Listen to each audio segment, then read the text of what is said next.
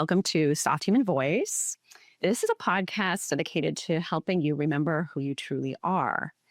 And I want you to know that you are not alone. You are loved. You are safe. You are intuitive. You are connected to guidance.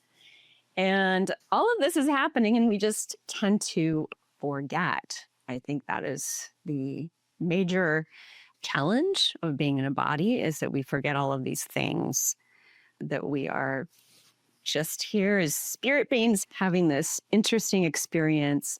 And in the process, we have a lot of distractions, and we can forget that we are not alone. We can forget all these things. And I'm kind of leading into a topic with my guest today, who is Cerridwen Fallingstar, who will help us to remember. And she does this in an interesting way through connecting across timelines. So it'll be a lot of fun. I've really been looking forward to talking with Cerridwen. We've known each other for many years. A lot of years have gone by since we've connected. So we're going to dive into that in a minute. But first, I'd like to introduce myself. I'm Jessica Shefford. I am an author, a healer, an artist. I am many things, so many things. It's hard to kind of define myself. But I have about 5 books on the market now, which is fun. My last one was the Intuitive Energy Divination deck. And it's a kind of oracle deck designed to help you connect to your true self and trust your inner guidance and trust your intuition.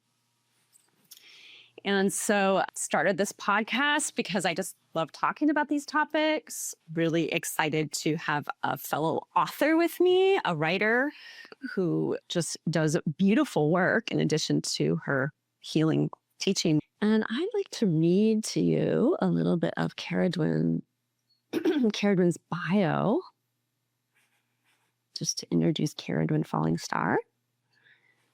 And this is Cerridwen. You can say, hello, Cerridwen.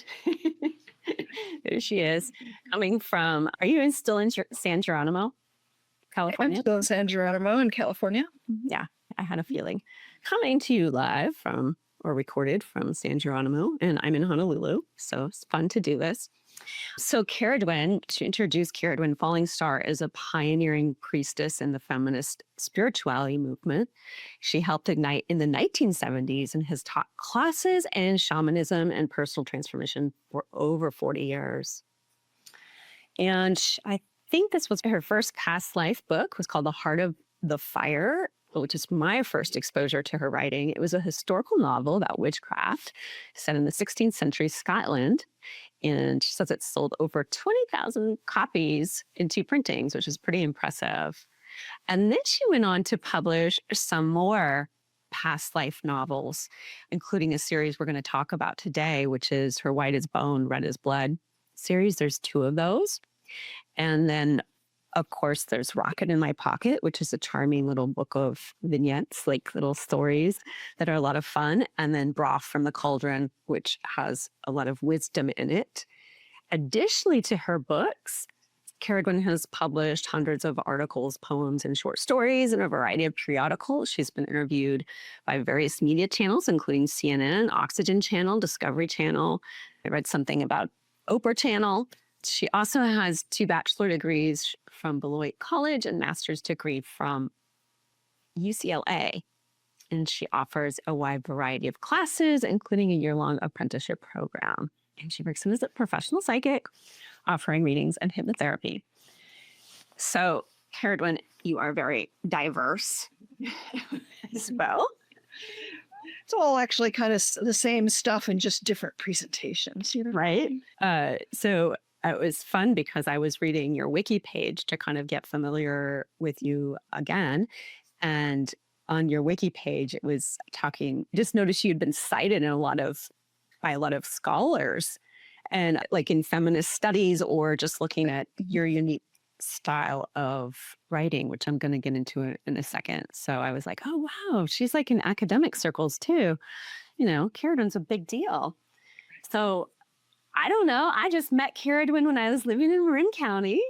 I was good friends with somebody whose husband was in your apprenticeship program. And at the time I was new in my marriage to John. and dealing with being a stepmother to 3 girls and coming into some issues. One of my friends suggested, well, maybe you should check out Cerridwen and have a past life regression with her. And so I did. I had a regression with you. And I remember I had told you, I don't know if I can do this because I'd never been regressed before. And because my father was a hypnotherapist in my youth, and my father and I had not, so I had kind of blocks up, right? And I was like, I didn't know.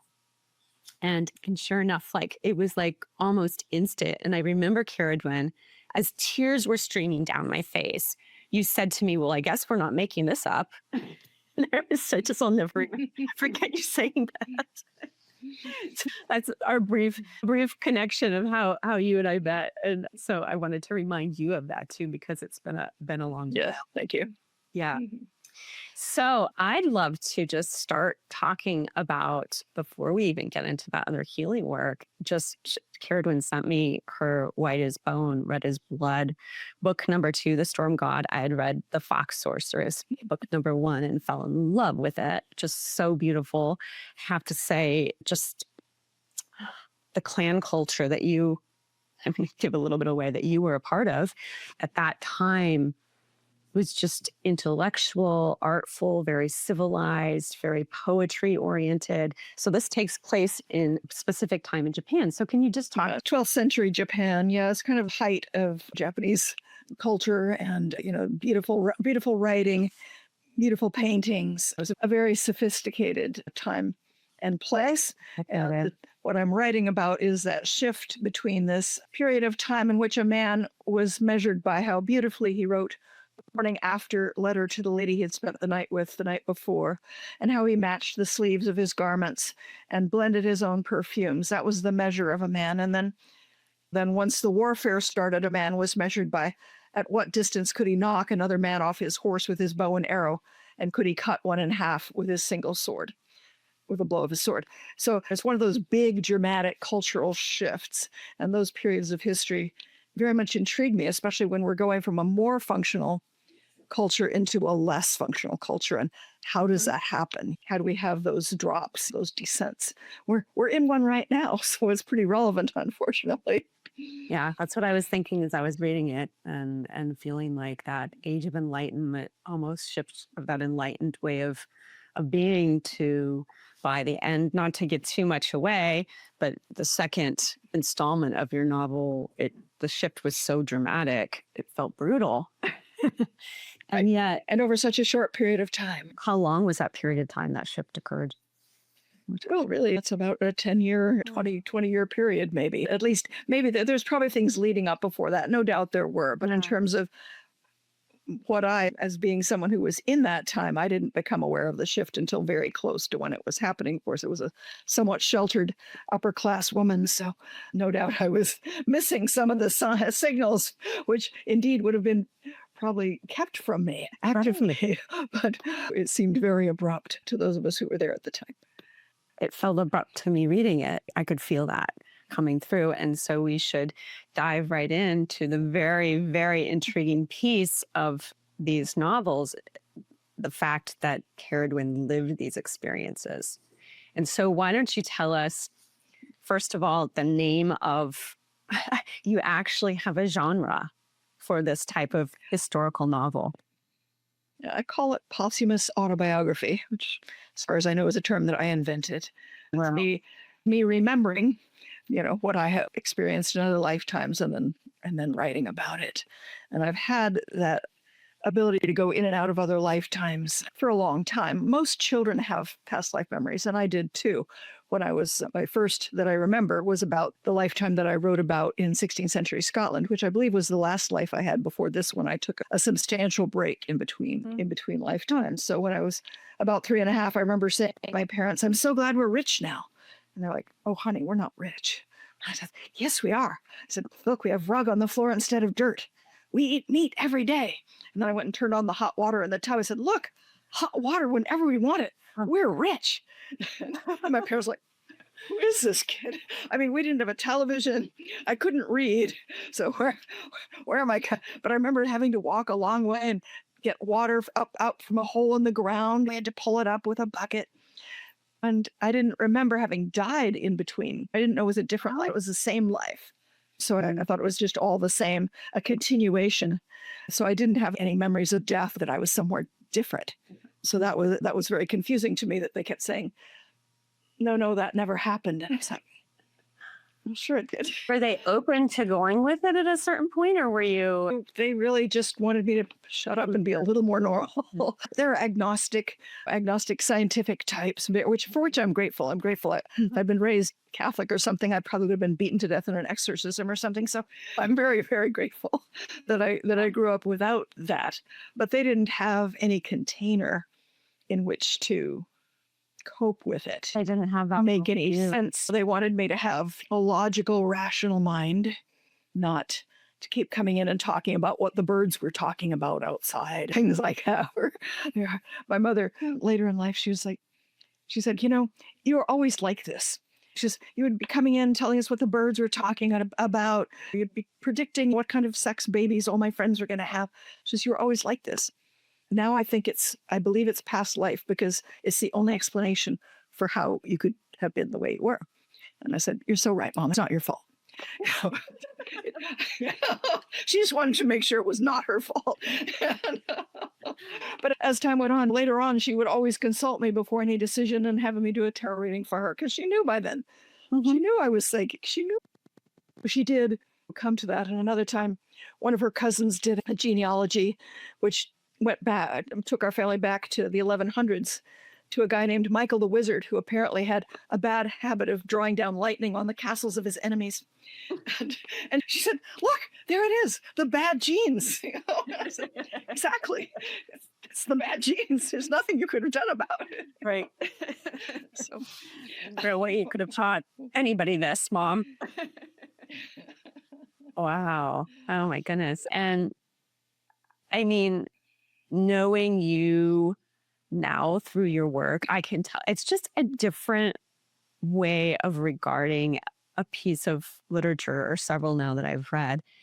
Cerridwen is such an amazing writer. And oh, wait, you were a poet in that lifetime in Japan. So this was a part of who you were. And so connecting those lines, essentially remembering beyond time, can help you connect with who you are now, of course, which is what I experienced from you in a separate regression, which we can talk about more, but in a second. But this idea of these qualities that are so well honed in you, I just kept wanting to revisit those over and over again. And so glad I got to in the second book, because the first one I was like, oh, this is over. And white is bone, red is blood.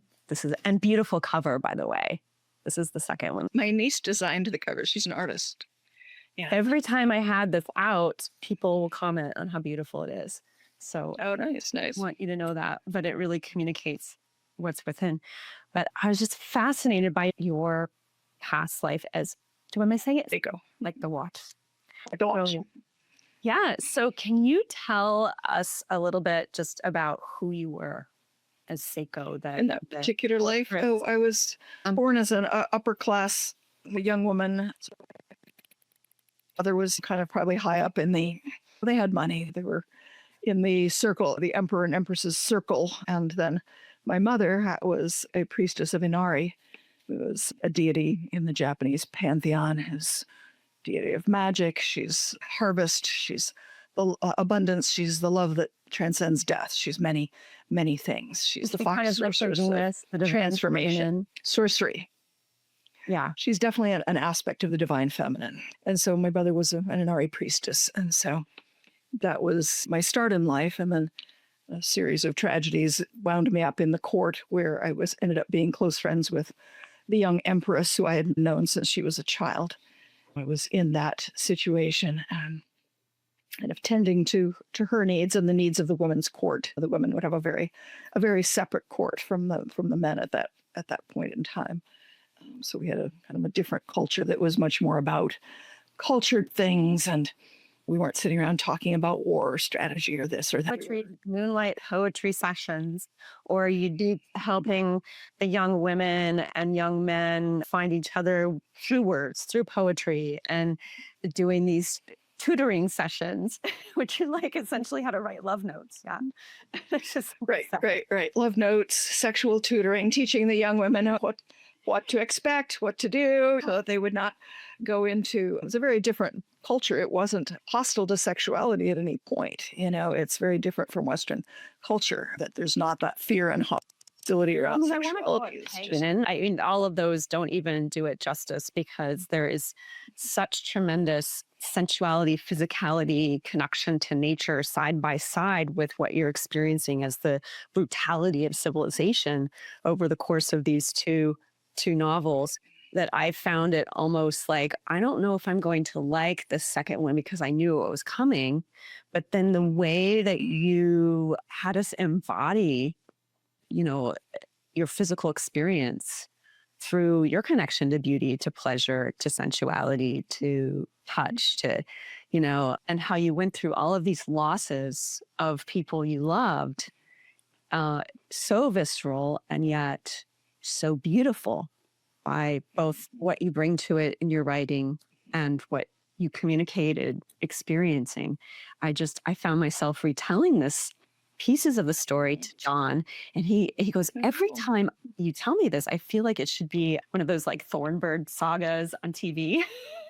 Like, one of those. Well, that would be it would work well. I mean, they just had the, oh gosh, what's the Japanese series that just came out? Shogun. They just had Shogun, so yes, whoever did Shogun should absolutely be doing my novels too. So if you're listening, angels, I would love time this in Hollywood, and it would be fun. Right? Would you like that, Cerridwen? I would like it. I've actually got someone shopping The Heart of the Fire right now in Hollywood, so we'll see if anyone goes for that or not. But there's, I think they're both, I think, more timely now. I've always been a little ahead of my time, which is, kind of a drag, to tell you the truth. But it's, I think the culture is starting to catch up with me a little bit here. So with any luck, maybe something will come about. Maybe something will emerge out of that to bring it to a bigger audience. That would be great. Deserves it. Absolutely. 100% deserves it. 1000%.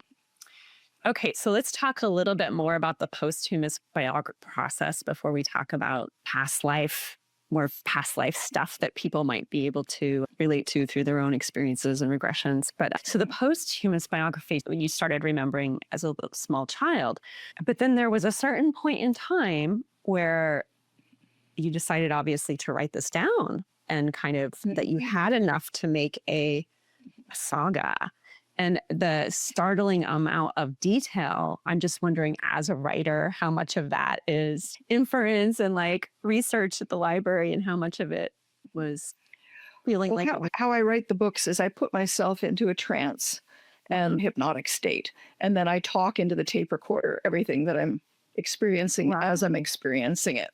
So then when I come back, I transcribe the tape.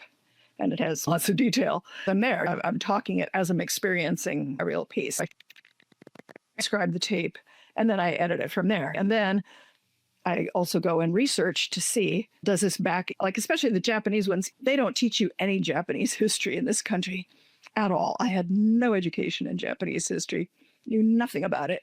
I was able to locate the time period by the artwork. That's how I located where I was in time, was by looking when the art would see the art. Right, I would see things, go to some book, and this isn't the day we had to go to the library. It was a lot of work. I'd be going through Japanese art books. I don't remember anything like that. We must be in the 12th century or thereabouts. So I was like, all right. I started researching. Okay, well, I'm remembering this battle here. Did that actually happen? And I look it up and I'm like, oh shit, it really happened. And then I'd get all nervous and start walking around shaking. And I'd sit back down and go, oh God, this is real. Okay. I know it's real, but it's still kind of intense when it's exactly right. And there's no way you could have possibly heard about this at any other point in this lifetime, because I just didn't. I wasn't a history major. I never had studied it. Yeah. I did not have that information. in any logical, scholarly way. Yeah. Yeah. So it always kind of gives me the, I do still get the shivers. Yeah. It's confirmed that, oh, yep, that's how it happened. And I'm like, oh, okay. All right, stay calm. This is fine. So yeah, it's an So when interesting, you're it's an going interesting back into the process. trance and remembering, are you able to stay calm or are you, because I have to say that this lifetime is intense. Oh, I get very emotional, and then I Okay. cry, and I'm crying on the tape, and when I'm recording it, there I am crying, and whatever I'm Yeah. experiencing at the time, it is a profound experience to go through. Just like writing, I've written 2 memoirs about this life, and again, you're going back in time to your childhood. Sometimes there's a lot of very emotional content, and you just Yeah. have to deal with those emotional feelings. I've done a ton of I do past life regressions in my hypnotherapy practice, but I've also done a whole lot of work with people working with their childhood issues. They're just going back to their childhood. Yeah. And that can be very, very emotional, depending on what's going on. I love at one of my platforms, I feel like is just honoring the truth of emotion and just the feelings are always honest, right? And even if you're going through a false belief and getting to the truth of that, it's like it's a direct line through, like a through line to who you are, right? And so just hearing, I guess, that you go through these feelings, that you're re-experiencing them, and it's kind of a part of your process is reassuring to me because sometimes I think that people don't want to feel, they don't want to relive, or we have such cultural hangups about feelings and emotions generally. And I've found that like I couldn't have, I wouldn't be who I am if I had not allowed myself to feel the depths and the heights. And I was really feeling Right. that in this Yep. book. Yep. Yep. Yep. And it is. It takes a lot of courage. That's why I know I sometimes people say, well, how do you know if someone needs therapy? And I'm like, did you grow up in this culture? Yes, you need therapy. No doubt about it. No need to ask. You grew up in crazy town. You need some therapy. Even if you had one of the better families, if you grew up here, you need some help. So get some help. And No shame in that. you know, with No, I mean, and there's gobs of cultural crap about that too, about like having it together and the whole whatever. We could talk about that mythic things about American being independent and masculine and patriarchal, which is another thing I loved about this felt like it was a shift from matriarchy. Am I wrong in that? Like, was it a matriarchal period, your clan, or more matriarchal oriented, and then it went to patriarchal pretty quickly? it wasn't still matriarchal. Certainly, males had been running things for a while, Yeah. but not all of the values had shifted out. There was still a lot of feminine value in, say, the arts, in, say, lovemaking as an art. There were many as in nature worship as the way people were worshiping. So it was maybe a little less of a sharp division between the more matristic and the patristic ways of culturally looking at things. In Japan, I think maybe they contained more of the feminine within their process as they moved into patriarchy. And then yes, this was a more abrupt drop into a very militaristic society. Fair. So even though men had been kind of running things before, they weren't running them with as much as violent an approach as what happened later on. So, eh, Seiko, you called into these really important discussions. There's so many characters that I was just going with it, and I didn't read that you had it. And so, for future reference for people at the end of the book, there is principal characters, and I didn't find that out. Yes, they're all back there because it's hard for people who are.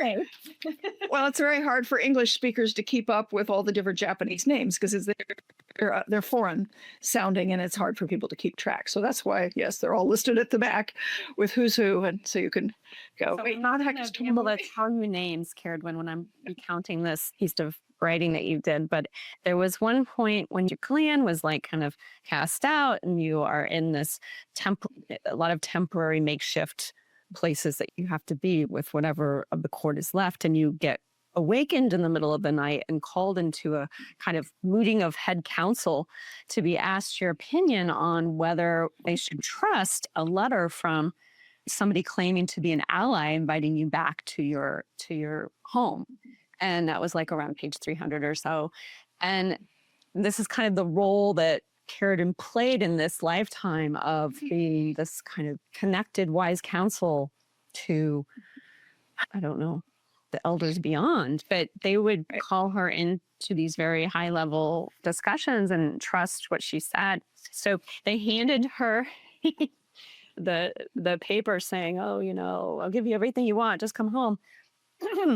And as Seiko looked at it, and you saw the word lies swimming on it. And then you had also, just walking into this meeting, had gotten a kind of like intuition, a knowing that whatever this was, it wasn't legit. And then you had another affirmation. You received some symbols of, if you were to go back, you saw images of fish nets and fishermen gathering up all the fishes. So you had 3 ways of receiving. And I'm bringing this up because intuition, receiving information, I do it similarly. So, and I've learned. So it's familiar too. It's very familiar to me. I've had the words swimming on the paper. And I just want to say that, because I like demystifying this for listeners and people who study with me, is it feels very ordinary. And when we talk about it and the way words coming out of my mouth, I wish I could also say, this is so comfortable and ordinary that even Cerridwen, you were like, huh, like, man, like we, as intuitives and psychics, it's just like, huh, really? Like, it's almost like that subtle nudge, or I don't know how you would describe it, but sometimes that's why we get validation in several different ways for important things. Yeah. It's, we're all naturally psychic, some more than others, just like some people are better at math than others, right? It's not a supernatural quality. It's a natural quality. It's just that it's been made frightening in our culture because we persecuted people who had a lot of it, who we called witches. And because, we slaughtered large numbers of mostly women, that has led people to be afraid of this very natural process of just getting intuitive hits and intuitive information. Just being connected. But yeah, people generally have it. Oh, we don't want you to be connected. Nope, don't be connected to yourself. Nope, don't listen. Of course not. If you want to dominate people and you want to control people, then you need to cut them apart from their power.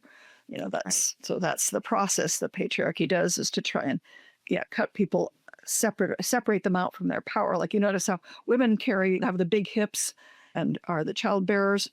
Our power is in our sexuality, and that's where they try and cut us apart, is from our sexual power. I think about men with the big shoulders and the chest. Their power is in their heart. They're heart centered by nature, and our culture tries to cut them apart from their love and from their connection to their heart. So it's very cute to try to do everything it can. It does everything it can to make you a slave, and then it's up to you to decide. Say, maybe I don't want to do that.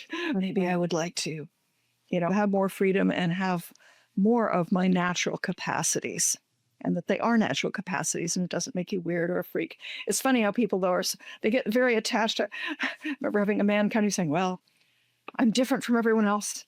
I have these powers." And I would be like, "Oh, okay, tell me about it." And he'd tell me, "Oh, no, that's all perfectly natural. That's just your natural psychic abilities." And people generally have it. No, he says, "No, what I have is unique. No one else has it." I'm like, oh, God. And he was very attached to seeing himself as this loner who had abilities no one else had. Is he from Northern California? I am. I'm sorry. The man from Marin? Yes, I believe it was the man from Marin. Yes.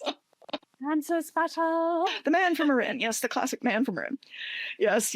So people sometimes get attached to, in a strange way, to being unique. But really, you'll actually open up to more power if you make it natural. And just this is, of course I have this. These things happen. Yeah.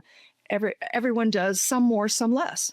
And just like any other capacity. And I find it's more common to go in the other direction, where people would be listening to you and be going, "Oh my God, she's so special. And I don't have, because scarcity and poverty is so part of the control system.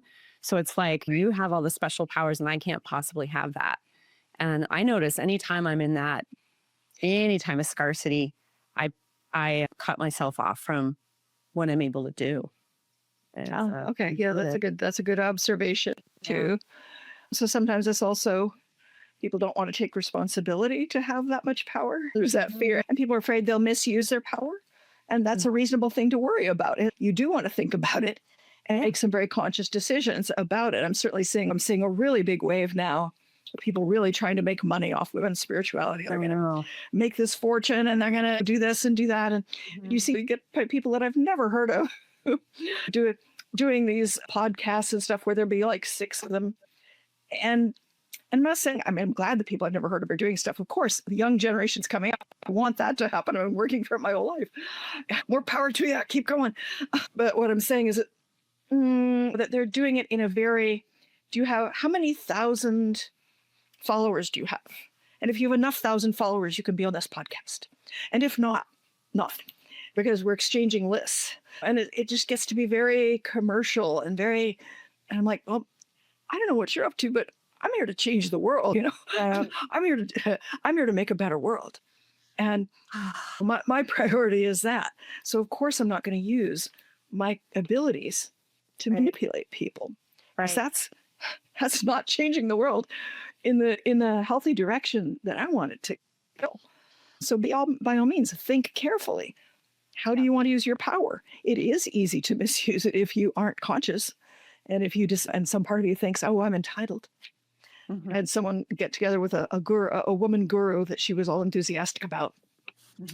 And I felt a little, no. And she says, oh, come and listen to one of her meditations. So I went to the meditation and afterwards went up and introduced myself. And the woman embraced, so she immediately courted me all the way up. Boom, boom, boom. I felt it on all my chakras. And I was like, ooh, oh, I don't think so. And of course, I went home and just uncorded myself and thought, oh, yeah, if somebody didn't know what she was doing, that would be a pretty effective way of grabbing onto them. I told my friend about it, and she asked the teacher about it. I expected the teacher to deny it, but she said, when you come into the presence of an enlightened one, you give permission for that. And I was like, oh, no, I was not given permission for that at all. So unfortunately, you see people misuse it, and it's up to you. Be careful. Decide for yourself. What do you want out of life? Do you want to make a better world? Do you want to try and grab some money? Do you want to feel clever because you can manipulate other people? It's easy to manipulate other people. Donald Trump can do it.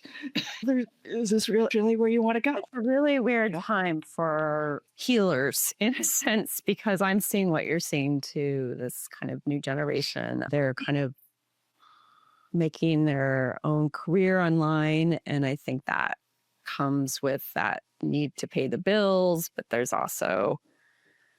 this kind of feelings of entitlement that come through, and the popularity thing that just the followers that actually trickled into every business that I look at now has that mindset. If you're not popular enough, and it's just shocking. So I think personally, and then we can move on to more important things.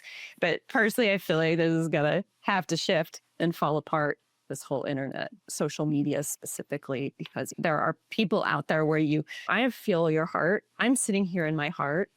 I'm really concerned about integrity. I'm concerned about your integrity and my integrity in what we're doing. That's kind of the oath for me of being a healer, do no harm, right? And that's who we are. And so you just really have to sit with some of these questions, I think, in terms of what am I putting out there? And I think it's a good thing to sit with right now. Yeah. Yeah. Agreed.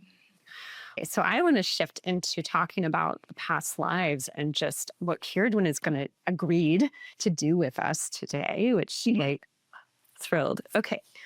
My favorite past life regression with you was called a power life regression. That's what you called it. I'm going to past life regress you into your power life. And it was, we've been talking about, did we last see each other? And I was trying to place when that was. It was like over a decade ago. But I remember it was around Halloween and we were in a bookstore in Marin and you did it as a group. And it was just, you're so good at what you do, not to put pressure on you, but it was just like, wow. It was like, I don't know, 15 minutes or something, but I dropped right in. I was able to do that.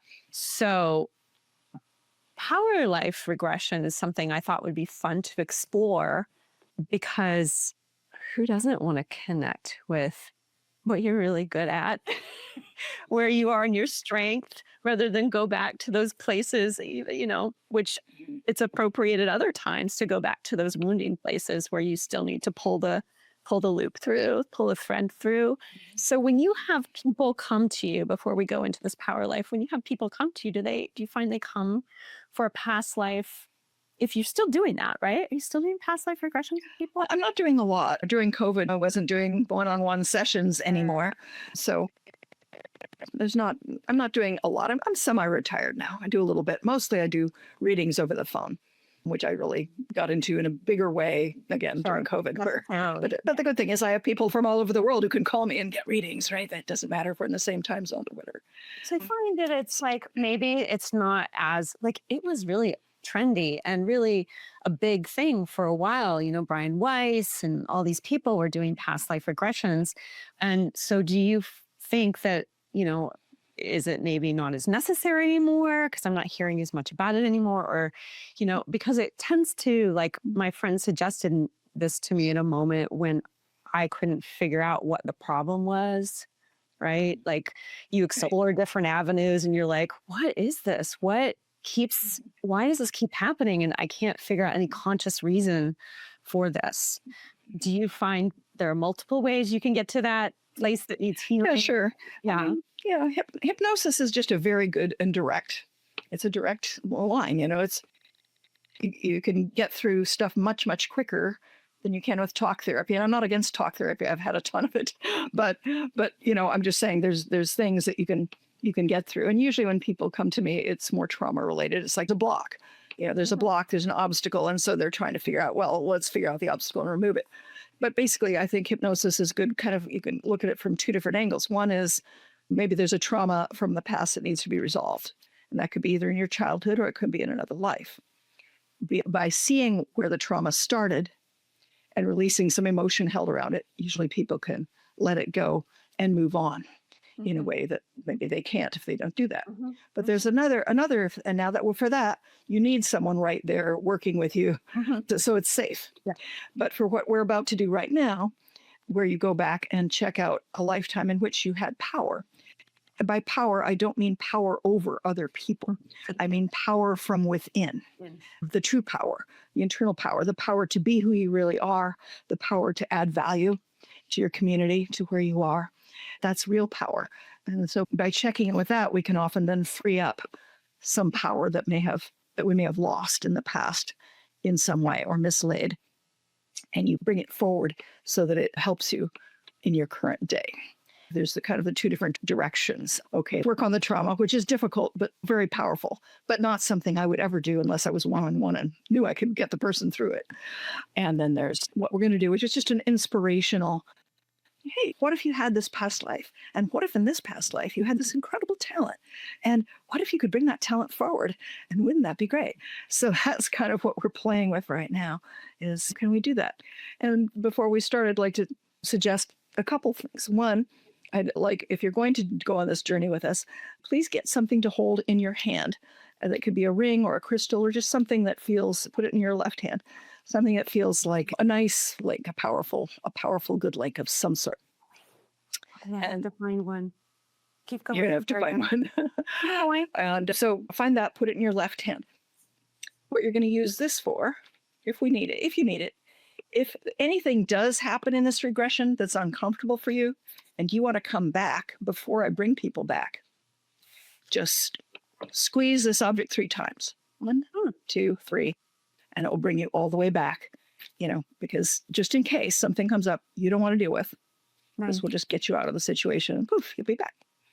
Yes. So that's why I'm suggesting you do that. I don't think that's going to occur for anybody. It's just a fail-safe, like a fallback kind of a situation. Because I'm taking you, as I say, to somewhere that's powerful for you. We're not going to go deal with your big trauma because we can't do that in this format. You can find someone to do that with, and I recommend you do, but this isn't that moment. This is a moment to go play. The other thing that may come up for you is what I often have people say is, oh, well, of course I'd go back to such and such a century. I'm just fascinated with that time period. I'm always reading about it. And I'm like, well, which came first, the chicken or the egg? Why do you think you're so fascinated with that time period? How did that start? And this is usually how it started, is that you were there. Mhm. So again, you don't have to, and you don't have to attach to, is it real? Is it not real? Let's, story. Well, of all the stories in the world, why did you pick this one? Hmm. Let's assume that it's going to have some psychological validity regardless. So just Mhm. put aside the whole, I don't know if it's real or not, or, let go of the drama. There doesn't have to be any drama about this. Let's have fun. Like, Yeah, let's play. So I'm ready to play. let me know when you're And ready. yeah, uh, and and also I would add to make sure you're in a stationary. You'd be surprised how many people. Oh yeah, if you're in the I car, can't just help don't you. pull over, pull over. You're probably going back to somewhere where they don't have cars, so don't do that. Be still and be safe. And, I find that being relaxed is the best possible place to be for stuff like this and just approaching it like an experiment. And if it doesn't work the first time, come back to it later. This is going to be recording. You can always just keep playing with the timing of it. Sometimes there's a timing thing. Well, that's wonderful. That's true. People can come back and do it another time. Yeah. Mhm. And that's the other thing. Just because you don't go on a journey your first exposure doesn't mean you can't or you're not built that way. Or, it's just you didn't feel totally safe at that moment. It wasn't the right time. Whatever. Mhm. Again, don't make a big drama. Yeah. Just be relaxed. If it works, it works. If it doesn't, it doesn't. And it doesn't mean it won't work next time. Exactly. So whenever you're ready to lead us, guide us, Cerridwen, I am open to it. I don't know if anything's going to come through for me, listeners, viewers. I'm just open to whatever. Obviously, I trust Cerridwen, and I have to say, Cerridwen, I don't trust many people when you were talking about your psychic. I call that a spiritual boundary violation. And I have that special, unique term for people who are in the spiritual world and find it okay to take their energy into your space. What I was just referring to, you mean the story I Yes, just told? earlier. I'm Mhm. sorry. I just Right. I wanted to explain that I trust you, so your integrity so much. Otherwise, I wouldn't Thank you. have even thought about doing this with you. Thank you. All right. So just, close your eyes if you are in the safe space to do that. And take a couple of deep breaths.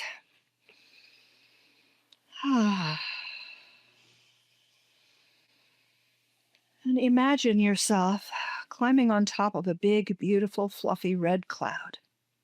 And this red cloud is very, very comfortable. It's nice and warm. It is kind of nestling into your back as you lay back on it.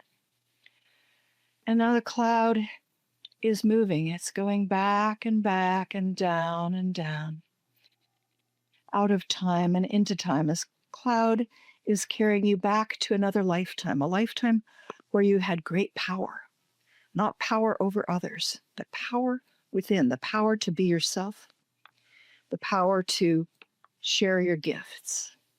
And you're going back and down and down. And now your cloud is turning a beautiful orange color. And it's a beautiful shimmery orange. You can smell oranges and orange blossoms. You could even taste oranges. All your senses are waking up in this other world.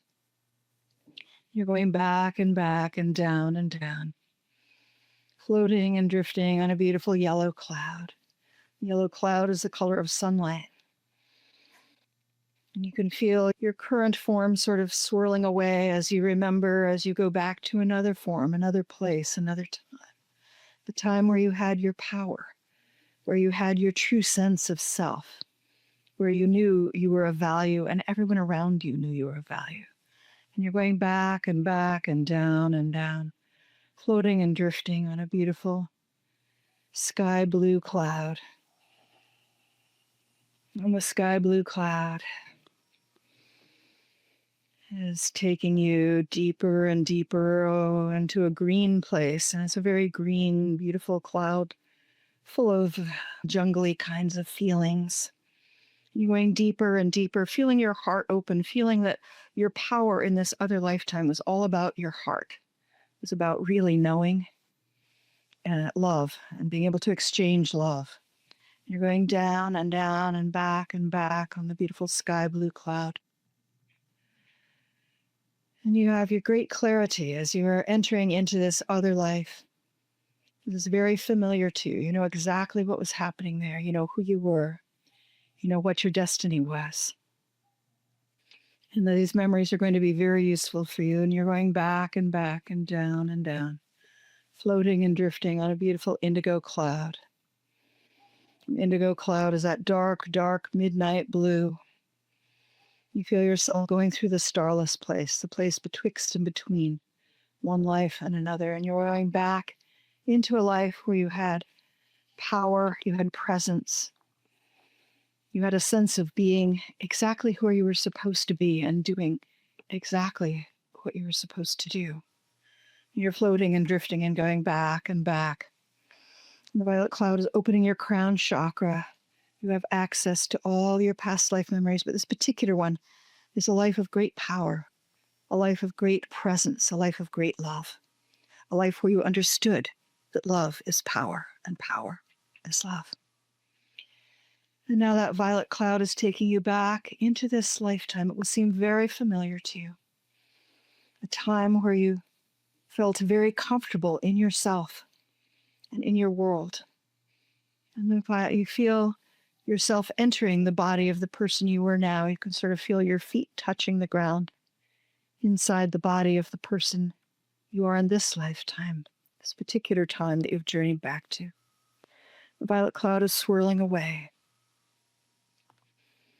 And from your inner eyes, you're open and you can look around and see, where are you?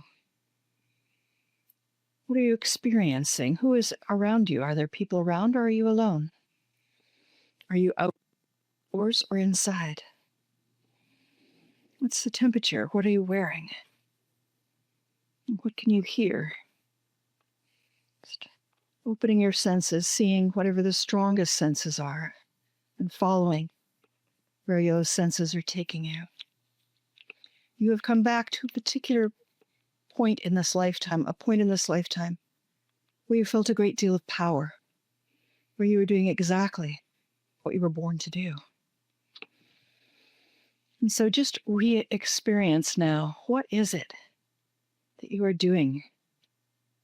Or how is it that you are being in this lifetime that connects you with your deepest self? And take a few moments to experience what is going on.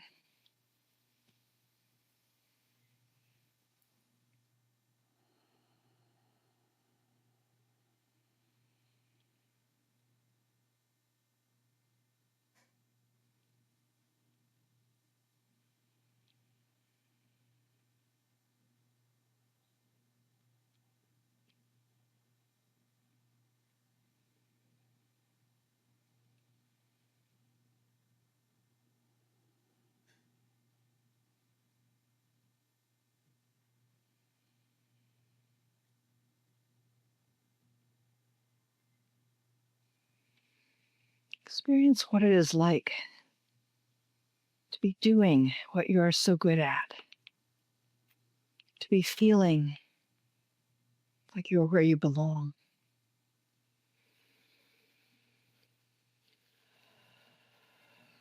Feel that reference point in your body, in your mind, how it feels.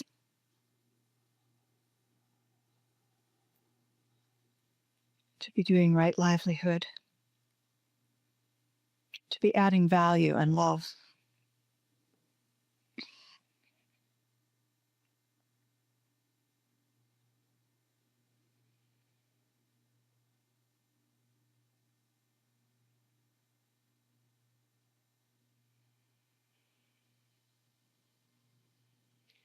If you wish, you can continue deeper into what is happening in this time frame.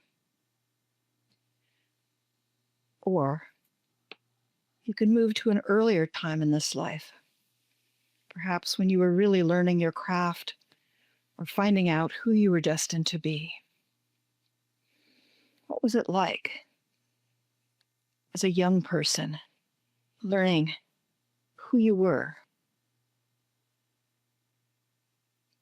What was it like being received by others who recognized your talents and your abilities and your value? Just experience that now, or continue on with the scene that you were seeing originally.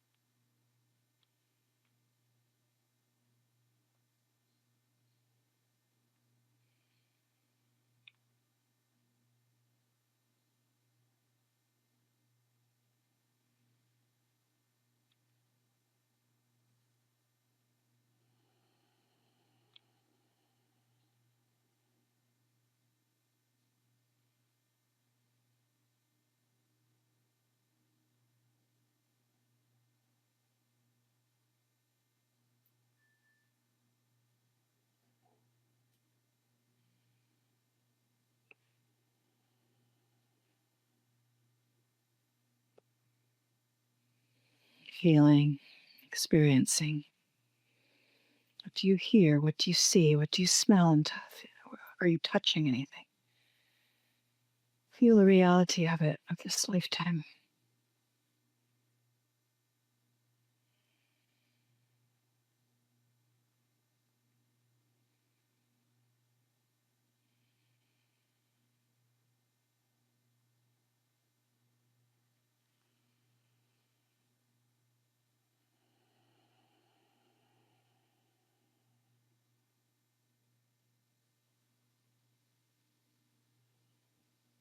And if you wish now, you can go to a time a little further along. Maybe one where there was a challenge and you met that challenge. Maybe there was a difficult situation, a challenging situation, or maybe just an exciting situation. And you had the resources to meet that challenge. Feel how satisfying that feels. To have the strength and the knowing and the depth to meet that challenge.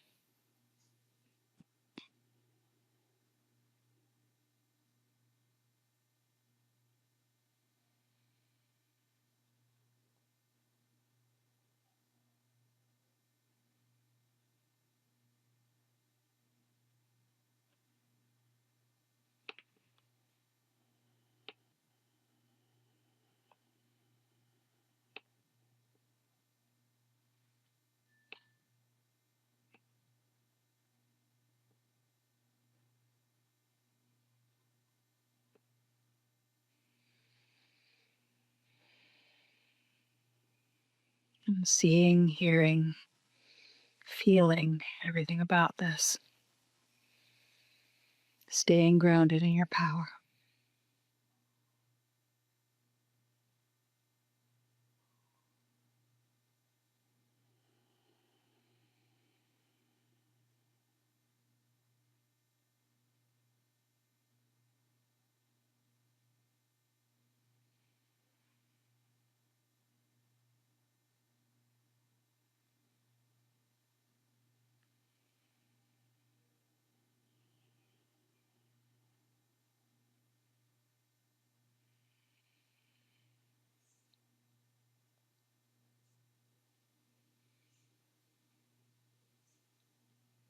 Now slowly coming to completion with this experience.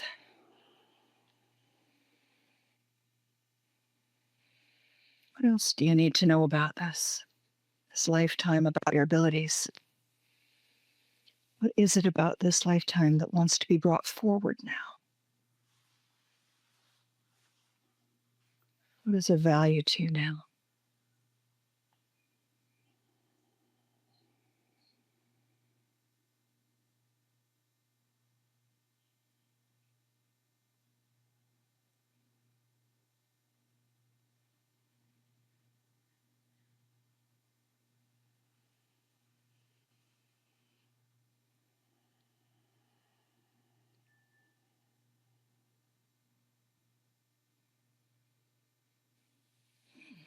And coming to completion now. You can always come back to this life and explore it more. Again, feel who you were, what your special gifts were that you can bring forward.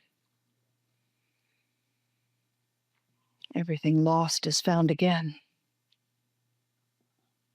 Everything you knew then, you could know now. And feeling the love in your heart, the deep love that you carried with you in that life. Feel your heart grow larger, softer, warmer. Feel the joy that you experienced in that life. Remind your heart how beautiful and necessary joy is. Feel your strength, your ability to do whatever needed to be done. And now holding all these gifts within you, give thanks to the person you were then. And bring that person along with you, whatever is wanting to come forward. Leave behind whatever you don't need, but whatever you want to come forward. Bring that with you now, almost like it was a bouquet of flowers. And once again, feel yourself laying on the beautiful violet cloud. And you are floating and drifting on the beautiful violet cloud. It is bringing you back and back from that lifetime where you were very powerful and knew how to add value. You're coming back and back, floating and drifting on a beautiful indigo cloud.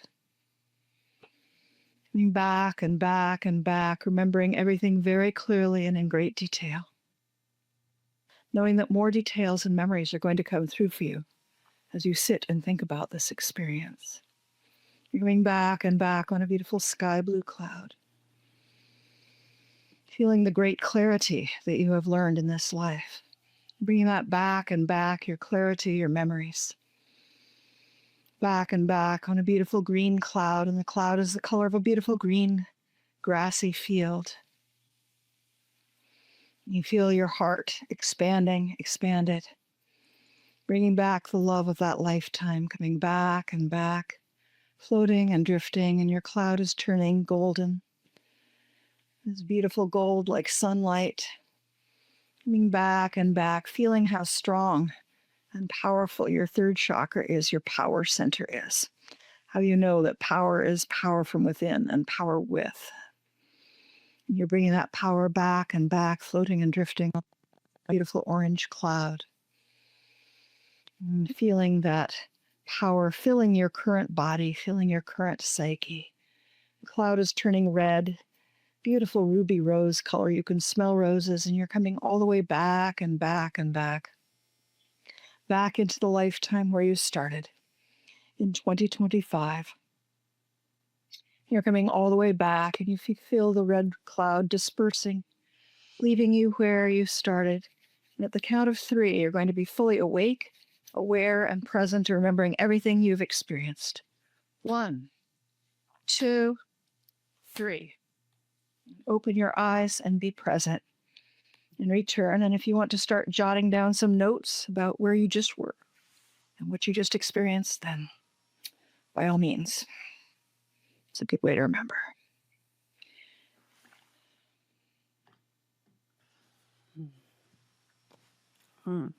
That was so cool. Welcome back. Thank you. Yeah. I went to the same life that I went to before. Oh, did you like that one? All right. Well, good. Hey, that's a good touchstone for you. And I liked my hair a lot in this lifetime that I was in. Really? Well, you've got beautiful hair in this lifetime. Yeah, but it was like golden, curly, like it was, yeah. Anyways, yeah. Some new stuff and some stuff that I remembered that was really, really cool. And it was very light and very easy and didn't feel like what I used to think hypnotherapy felt like. Now I'm a little more seasoned and I just feel like it's like just kind of a light, active imagination, traveling. Right. It's like dreaming awake, basically. Yeah. This is basically dreaming awake. And yeah, sometimes people have a very, very deep and intense experience, and sometimes it's more kind of light. And I sometimes have people say, they say, well, I just don't know. Again, I don't know if that was a real lifetime or if I'm just making it up. And I'm like, well, again, of all the things you could have made up, this is what you Why made that up. one? So let's assume there's some psychological validity here because this is what showed up. And don't get too wrapped around the axle of, can I prove this really happened? Play with it. Maybe you can. So I say I got pretty convinced when I was researching my books that I was actually having the experiences that I was having, but there's no harm in thinking that you made it all up either. It's still significant. Yeah. So interesting. So play with it either way. Different ways to hold this. Wow. That was so special. I feel like I've been wanting to do that since whenever, 2011? I don't know when we last connected. So thank you. Well, next time you should just have me come visit you on Honolulu, dear. I do Right. come to Hawaii pretty often. Yeah. Do you come to the Big Island or do you come to Oahu? You probably have to fly through the Big Island, Oahu, Honolulu. Yeah. No, I usually go direct to Kona. You are invited. You could probably make me an offer I wouldn't refuse. I'm hoping I could. You could. So I'd like to meet more Hawaiian people. Oahu is the island I've explored the least because the one and only time I was only there for a couple days, and I was Waikiki, and it was just so touristy, and I was like, I want to be out in the nature for the most part, right? Sure, I like going to elegant, wonderful restaurants and all that. Don't get me wrong, love that, but overall, when I'm going to Hawaii, I want to be in the water. I want to be in nature, hanging out with my dolphin friends. But yeah, Me too. Well, when you come here, we have this little kind of almost like we live in an arboretum on very neighborhoody here. We're close to other people and it's definitely urban, but we're like in this pocket of greenery. It's when people come into our yard, it's like we're kind of sunken below and it's like wildlife, banana trees, mango trees, everything. It's its own little ecosystem, even just right here. So it has its own little protective, sheltered things you like about Hawaii quality in this house. And then, of course, you are next to the big city here, but there's so much to explore in Oahu. There's probably a lot to like. So I will definitely have to have you. And I know people here would love to see you. Well, that would be fun. No. I could come and do sessions with all your friends, and we could have fun, and I could meet all the magic people. Well, not all of them, but a few of the magic people All the on Oahu. mythical healer people that are here. But is there anything you would like to say to close your classes? What are you doing now? What would you like people to know about you? Well, as I say, I'm kind of semi-retired. I'm doing a huge amount. I do psychic readings over the phone. So no matter where you are, you could always get a reading from me, at least while I'm still doing them, which I am now. I just had probably what was my last little apprenticeship. Okay. Closed a few months ago. And that was really sweet. That was just sweet, wonderful young women. I love hanging out with the young people. So that was fun. But, I'm energetically, I just don't have the energy of when I was younger. I'm 72, I'm getting up there. So yeah, I'm somewhat forced to mostly being retired. I am, working on a new book, although I have a couple different ideas that I may segue over to a different, who knows? I've got a couple different things Nice. kind of on the burner. My last book that came out is a memoir called Rocket in My Pocket about growing up in the space industry in the 1960s. And so for people who are interested in kind of how did we get here from the 60s to where we are now, the way these books are written, it's less of a commitment. My historical novels are long. They're in the 500-page range. They're big fat books, but these little memoirs are about 250 pages each, and they're a lot easier to you can just dip in and out. Mm-hmm. And this last one is funny, and we really, it's a humor memoir, so we need as much funny as we can get right about it. Stories I read, they were really, really funny. You do have a wonderful sense of humor. You're an amazing storyteller. Obviously, you can do the epics, but you can also do these little slice of lives that are like almost like David Sedaris funny. So you're good. Thank you. Some more books. Yes, I know someone said, well, you're like the female David Sedaris. And I was like, well, I prefer to think that David Sedaris is the male Cerridwen Fallingstar, but why not? It's all how you want to look at it. Why not? It's all possible. Okay, so we'll have your bio posted underneath this episode. So that'll have your contact info and ways for people to get a Okay. hold of you if you want to Great. have a reading with Cerridwen. And I'm sure that we'll be connected in other ways now going forward that my people can hear about you again. Just wanted to say so wonderful. Thank Thank you. you. Lovely to connect with you again. And yeah, you can buy my books online. So check out wherever you buy books online, you can order them. Yeah. So Yeah. you can also contact me through if you contact me through Facebook, then we can message if you want to make an appointment or something like that. Yeah. And, Okay. you know, Cerridwen obviously is the real deal. So just want to reiterate that in case you didn't get that. Thank you But very thank much. you It's so been a much. pleasure connecting with you again. Likewise. And Okay. Take care. aloha. Aloha.